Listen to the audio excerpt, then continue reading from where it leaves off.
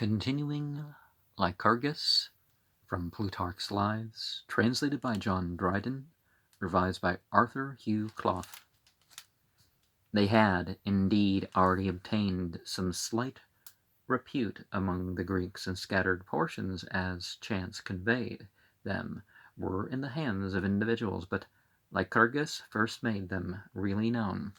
The Egyptians say that he took a voyage into Egypt, and that, being much taken with their way of separating the soldiery from the rest of the nation, he transferred it from them to Sparta, a removal from contact with those employed in low and mechanical occupations, giving high refinement and beauty to the state. Some Greek writers also record this.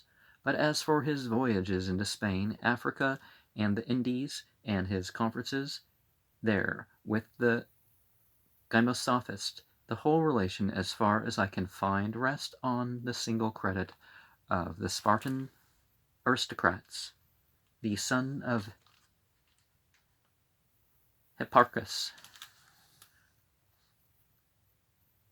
Lycurgus was much missed at Sparta, and often sent for. For kings, indeed, we have, they said, who wear the marks and assume the titles of royalty. But as for the qualities of their minds, they have nothing by which they are to be distinguished from their subjects, adding, that is, him alone was the true foundation of sovereignty to be seen, a nature made to rule, and a genius to gain obedience. Nor were the kings themselves averse to see him back, for they looked upon his presence as a bulwark against the insolence of the people. Things being in this posture at his return, applied himself, without loss of time, to a thorough reformation, and resolved to change the whole face of the commonwealth. For what could a few particular laws and a partial alteration avail? He must act as wise physicians do in the case of one who labors under a complication of diseases, by force of medicines reduce and exhaust him, change his whole temperament, and then set him upon a totally new regimen of diet. Having thus projected things, away he goes to Delphi to consult Apollo there, which having done and offered his sacrifice, he returned with that renowned oracle, in which he is called beloved of God, and rather God than man, that his prayers were heard, that his laws should be the best, and the commonwealth, which observed them, the most famous in the world.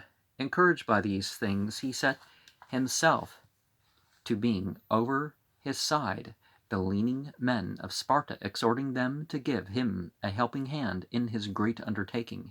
He broke it first to his particular friends, and then by degrees gained others, and animated them all to put his design in execution. When things were ripe for action, he gave orders to 30 of the principal men of Sparta to be readily armed at the marketplace by break of day, to the end that he might strike a terror into the opposite party. Hermippus hath sent down the names of 20 confided in, and who was of most use to him both in making his laws and putting them in execution, was Arthemiadus. Things growing to a tumult, King Charilaos. This is supposed to be Greek, it's probably Charilaos. Apprehending that it was a conspiracy against his person, took sanctuary in the temple of Minerva of the Brazen House, but being soon after undeceived, and having taken an oath of them that they had no designs against him, he quitted his refuge, and himself also entered into the confederacy with them. Of so gentle and flexible a disposition he was, to which Archelaus, his brother king, alluded, when hearing him extolled for his goodness, he said, "Who can say he is anything but good? He is so even to the bad."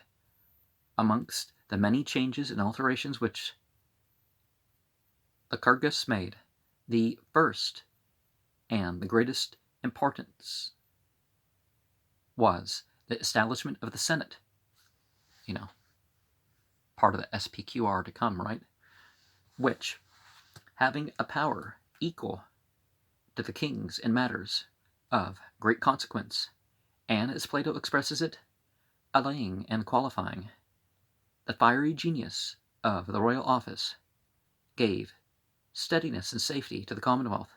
For the state, which before had no firm basis to stand upon, but leaned one while towards an absolute monarchy, when the kings and the upper hand, and another while towards a pure democracy, when the people had the better, found in this establishment of the Senate a central weight, like a ballast in a ship, which always kept things in a just equilibrium. The 28 always adhering to the kings so far as to resist democracy, and on the other hand supporting the people against the establishment of an absolute monarchy. As for the determinate number of 28, Aristotle states that it so fell out because 2 of the original associates, for want of courage, fell off from the enterprise. But Sphorus assures us that there were but 28 of the confederates at first. Perhaps there is some mystery in the number, which consists of 7 multiplied by 4, and is the first of perfect numbers after 6, being as that is equal to all its parts. For my part, I believe Lycurgus fixed upon the number of 28, that the 2 kings being reckoned amongst them, that they might be 30 in all, so eagerly set was he upon this establishment, that he took the trouble to obtain an oracle about it from Delphi. The Ratra, which runs thus: after that you have built a temple to Jupiter, Halianius, and to Minerva, Helania, and after that you have flied the people into flies and obeyed them into obese, you shall establish a council of 30 elders, the leaders included. So PHYLE apostrophe D, the people into PHYLES, and OBE apostrophe D, them into OBES.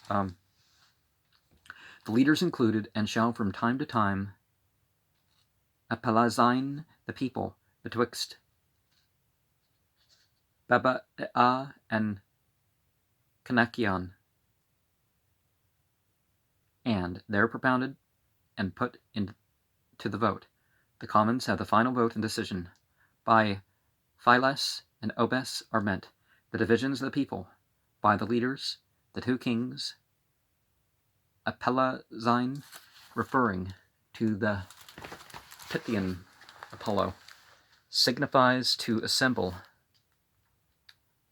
By Baccha and Kanakion, they now call Oenus.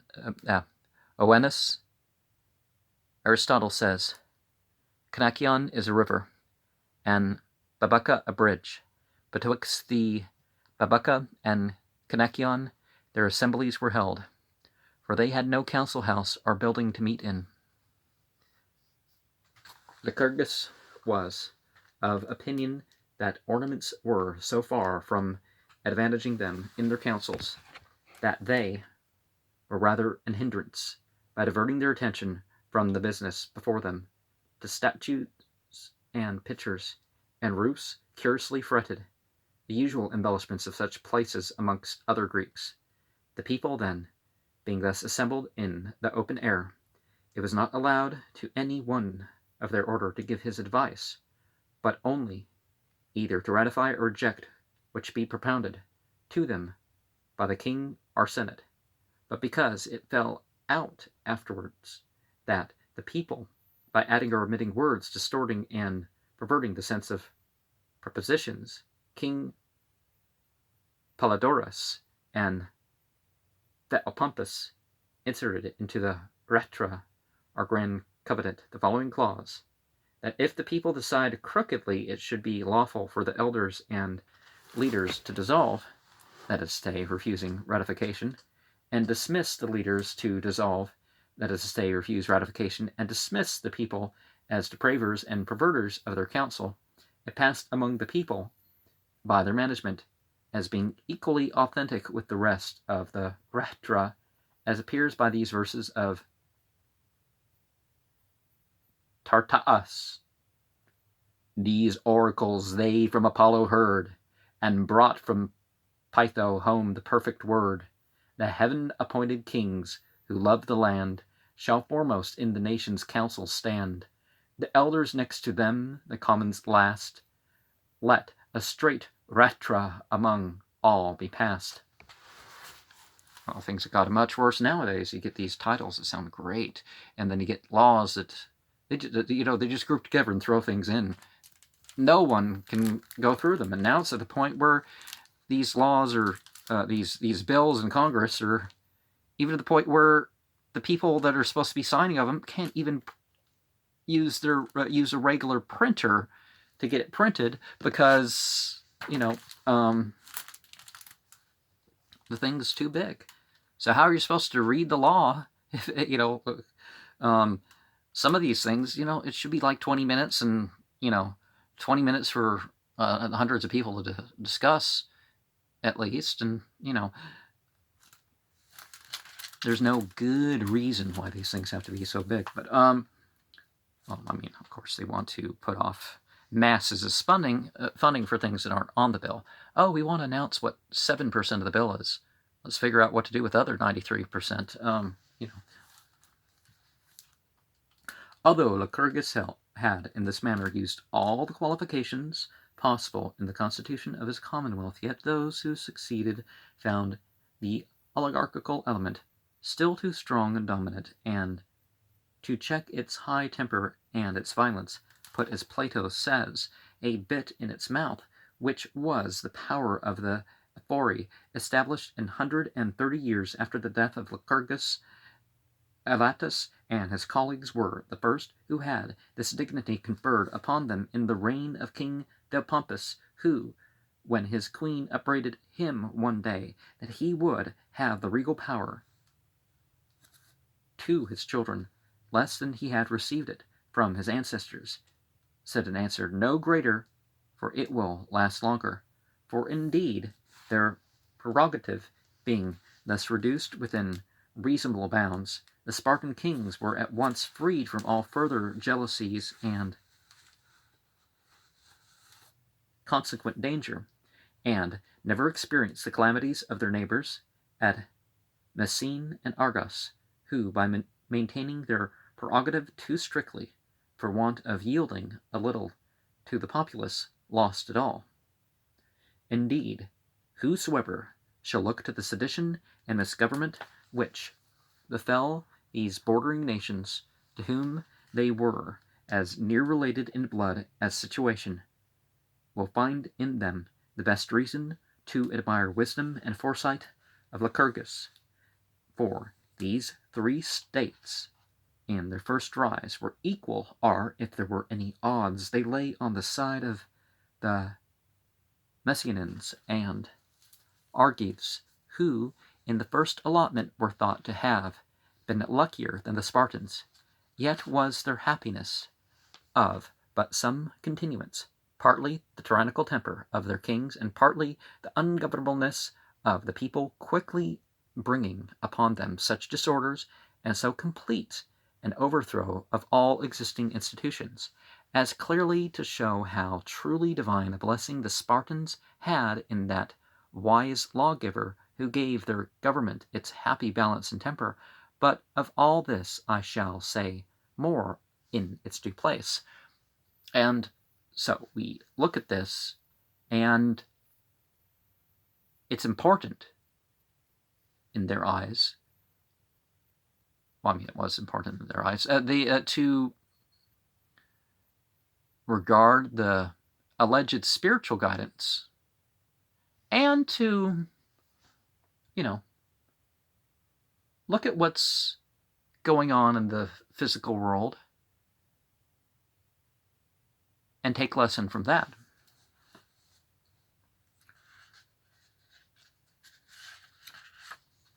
After the creation of the 30 senators, his next task, and indeed the most hazardous he ever undertook, was the making of a new division of their lands, for there was an extreme inequality amongst them, and their state was overloaded with a multitude of indignant and necessitous persons, while its whole wealth had centered upon a very few, to the end, therefore, that he might expel from the state arrogance and envy, luxury and crime, and those yet more inadvertent diseases of want and superfluity. Now, luxury's fine, if you pay your workers the fair deal and don't let your neighbor starve. I think we can have a lot of luxury. But he obtained of them to renounce their properties and to consent to a new division of the land, and that they should live altogether on an equal footing, merit to be their only road to eminence, and the disgrace of evil and credit of worthy acts their one measure of difference between man and man. Upon their consent to these proposals, proceeding at once to put them into execution, he divided the country of Laconia in general into 30,000 equal shares, and the part attached to the city of Sparta into 9,000. These he distributed among the Spartans, as did the others to the country citizens. Some authors say that he made but 6,000 lots for the citizens of Sparta, and that King Polydorus added 3,000 more. Others say that Polydorus doubled the number Lycurgus had made, which, according to them, was but 4,500. A lot was so much as to yield 1 year with another about 70 bushels of grain for the master of the family, and 12 for his wife, with a suitable proportion of oil and wine, and this he thought sufficient to keep their bodies in good health and strength. Superfluities they were better without. It is reported that, as he returned from a journey, shortly after the division of the lands, in harvest time, the ground being newly reaped, seeing the stacks all standing equally and alike, he smiled and said to those about him, "Methinks all Laconia looks like one family estate, just divided among a number of brothers." Not contented with this, he resolved to make a division of the movables too, that there might be no odious distinction or inequality left amongst them. But finding that it would be very dangerous to go about it openly, he took another course and defeated their avarice by the following stratagem. He commanded that all gold and silver coin should be called in, and that only a sort of money made of iron should be current, a great weight and quantity of which was very little worth, so that to lay up 20 or 30 pounds there was required a pretty large closet, and to remove it nothing less than a yoke of oxen.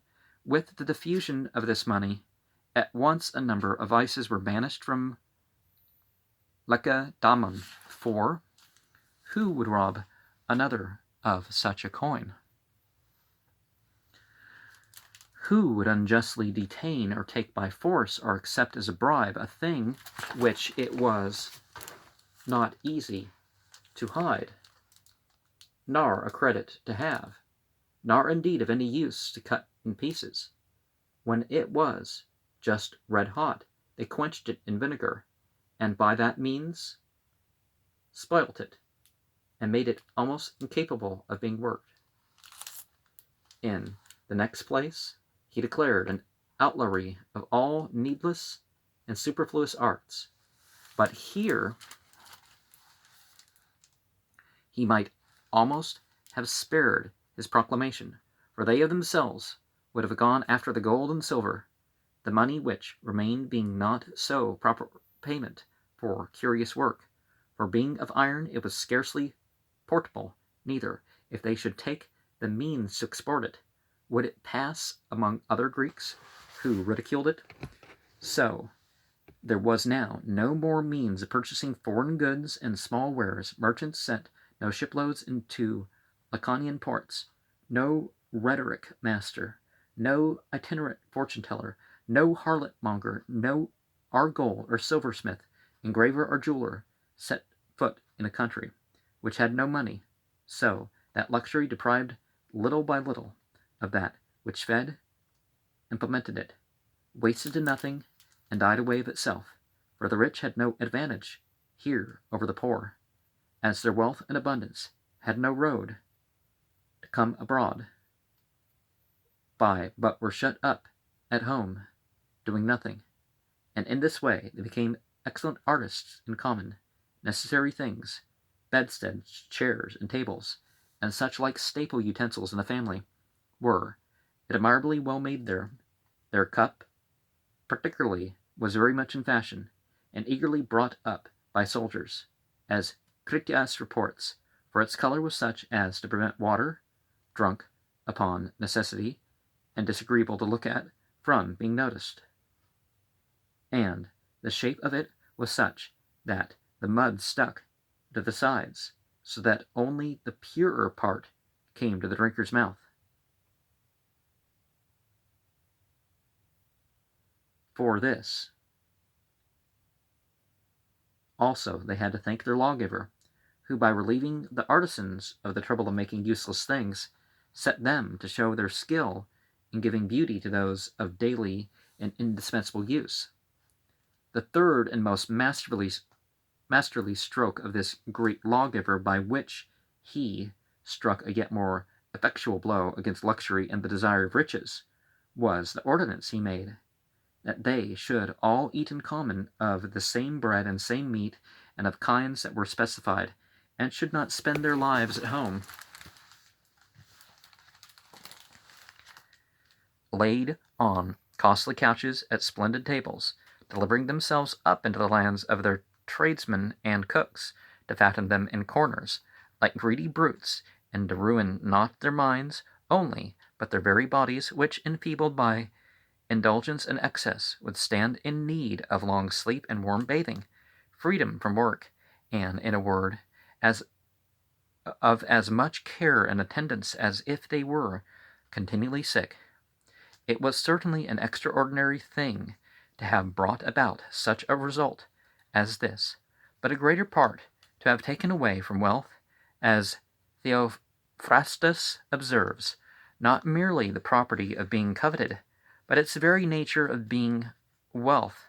For the rich, being obliged to go to the same table with the poor, could not make use of or enjoy their abundance, nor so much as please their vanity by looking at or displaying it, so that the common proverb, that Plutarch, the entity of riches, is blind, was nowhere in all the world literally verified, but in Sparta.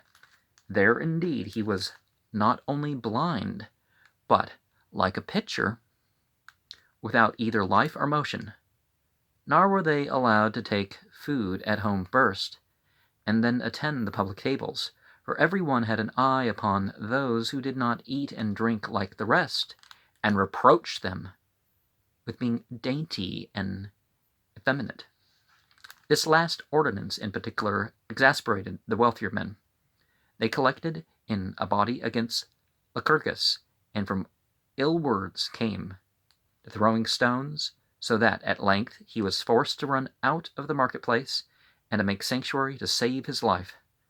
By good hap he outran all excepting one, Alcander, a young man, otherwise not ill accomplished, but hasty and violent, who came up so close to him that when he turned to see who was so near him, he struck him upon the face with his stick, and put out one of his eyes. Lycurgus, so far from being daunted and discouraged by this accident, stopped short and showed his disfigured face and eye beat out to his countrymen, They, dismayed and ashamed at the sight, delivered Alcander into his hands to be punished, and escorted him home, with expressions of great concern for his ill usage, Lycurgus having thanked them for their care of his person, dismissed them all, excepting only Alcander, and taking him with him into his house, neither did nor said anything severely to him, but dismissing those whose place it was, bade Alcander to wait upon him at table. The young man, who was of an ingenuous temper, without murmuring, did as he was commanded, and, being thus admitted to live with Lycurgus, he had an opportunity to observe in him, besides his gentleness and calmness of temper, an extraordinary sobriety, and an indefatigable industry, and so from an enemy became one of his most zealous admirers, and told his friends and relations that Lycurgus was not that morose and ill-natured man they had formerly taken him for, but the one mild and gentle character of the world. And thus did Lycurgus, for chastisement of his fault, make of a wild and passionate young man one of the discreetest citizens of Sparta.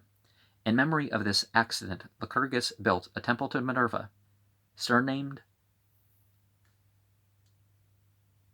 Uptiletus, Uptilus being the Doric of these parts for ophthalmus, the eye. Some authors, however, of whom Dioscorides is one, who wrote a treatise on the Commonwealth of Sparta, say that he was wounded indeed, but did not lose his eye with the blow, but that he built the temple in gratitude for the cure. Be this as it will, certainly it is that after this misadventure, the Lacedaemonians made it a rule to never carry so much as a staff into their public assemblies. But to return to their public repast, these had several names in Greek. The Cretans called them Andria, because the men only came to them. The Lacedaemonians called them Phiditia, that is, by changing L into D, the same as Philetia, love feast, because that, by eating and drinking together, they had opportunity of making friends, or perhaps from Phaedo, parsimony, because they were so many schools of sobriety, or perhaps the first letter is an addition, and the word at first was aditia from edode, eating, and they met by companies of 15, more or less, and each of them stood bound to bring in monthly a bushel of meal, 8 gallons of wine, 5 pounds of cheese, 2 pounds and a half of figs, and some very small sum of money to buy flesh or fish with. Besides this, when any of them made sacrifice to those that they considered to be gods, they always sent a dole to the common hall, and likewise when any of them had been a-hunting, he sent thither a part of the venison he had killed. For these 2 occasions were the only excuses allowed for supping at home. The custom of eating together was observed strictly for a great while afterwards, insomuch that King Agis himself, after having vanquished the Athenians, sending for his commons at his return home, because he desired to eat privately with his queen, was refused them by the Polemarchs, which refusal, when he resented so much as to admit next day the sacrifice due for a war happily ended, they made him pay a fine. They used to send their children to these tables as to schools of temperance. Here they were instructed in state affairs by listening to experienced statesmen. Here they learned to converse with pleasantry, to make jest without scurrility, and to take them without ill humor. In this point of good breeding, the Lacedaemonians excelled particularly. But if any man were uneasy under it upon the least hint given, there was no more to be said to him.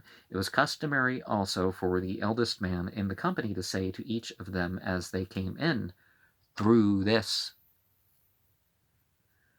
pointing to the door. No words go out. When anyone had a desire to be admitted into any of these little societies, he was to go through the following probation. Each man in the company took a little ball of soft bread, which they were to throw into a deep basin, which a waiter carried round upon his head. Those that liked the person to be chosen dropped their ball into the basin without altering its figure, and those who disliked him pressed it betwixt their fingers and made it flat, and this signified as much as a negative voice. And if there were but one of these flattened pieces in the basin, the suitor was rejected. So desirous were they that all the members of the company should be agreeable to each other. And now the phrase is blackballing someone.